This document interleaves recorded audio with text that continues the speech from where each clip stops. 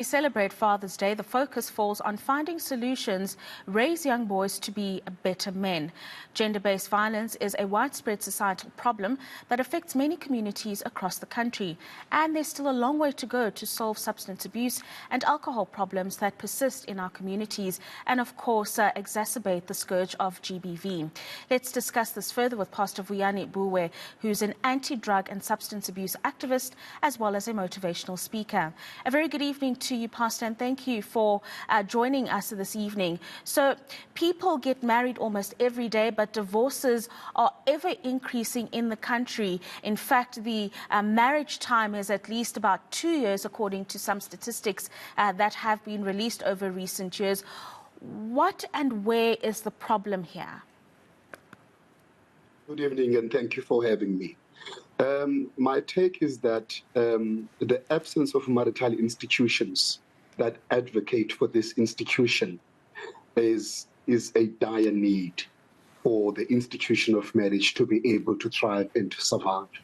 Those institutions are institutions that are going to make sure that young people do not get into marriage without marriage preparation course, which is premarital counseling.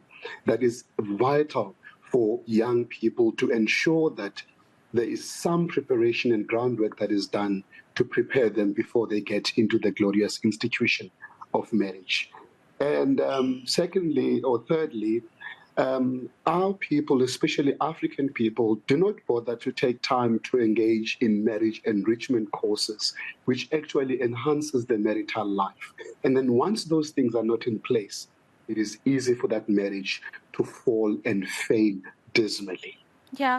Pastor Buwe, you also work on drug rehabilitation programs, alcohol addiction in Khayelitsha and other parts of the Western Cape, including Crossroads and Gugulethu and Langa. Take us through the dire situation around addiction, whether it be of drugs and alcohol in those communities amongst young men, and some of the developments that you have been able to be a part of over the years when it comes to this.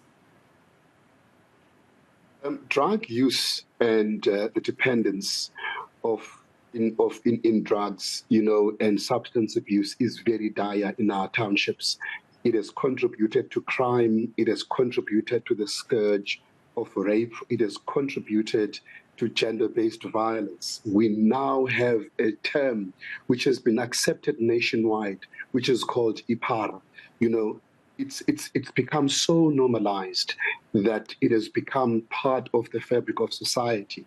As people who are working in this, we are finding that the public health system is severely strained, and civil society organizations like ours, who are in the coalface trying to assist, are running out of resources. But we are establishing drug support groups throughout our townships because we are finding that they are a much needed resource to change the trajectory so that we minimize these numbers and we get these children, to rehab facilities as soon as possible. Pastor, what does this mean if there's an instance where we are not getting young men the help that they need to get out of addiction or the poverty in which they grow up in? What are the consequences as they enter adulthood and create families and really just perpetuate the stereotype of a violent man heading up a household and the like?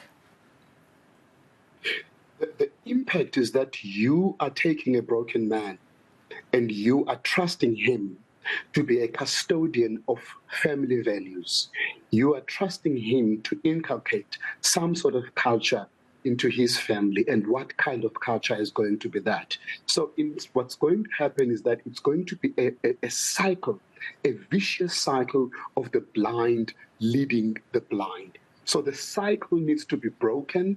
We need to intervene vigorously. Resources need to be redirected into this because those kinds of men will be producing broken children who in turn will produce broken children. And that is a vicious cycle which needs to be broken severely. Yeah, and of course, the role that institutions like yours, other church communities and other societal structures play in educating young men about the effects of drug abuse, alcohol abuse, gangsterism, whatever it may be that is plaguing communities across the country.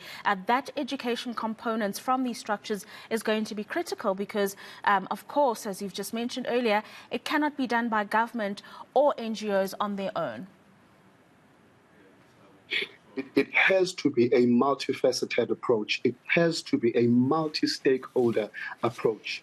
People from all walks of life need to come together and realize that this is a societal need which requires a concerted effort where everybody comes together and deal with this. And the sooner we do this, the better it will be for our communities. And I can guarantee you the level of crimes will go down.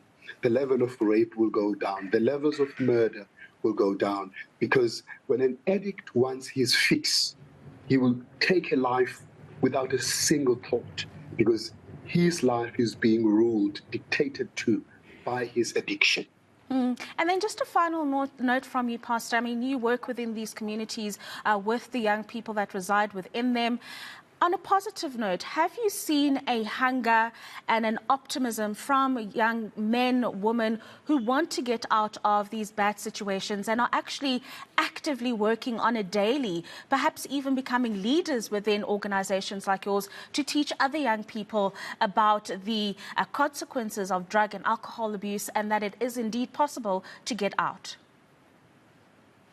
Every drug addict I have dealt with and I have spoken and engaged with has one cry and one yearn. It is to get out of drugs and get a hold of their life and reorder their lives.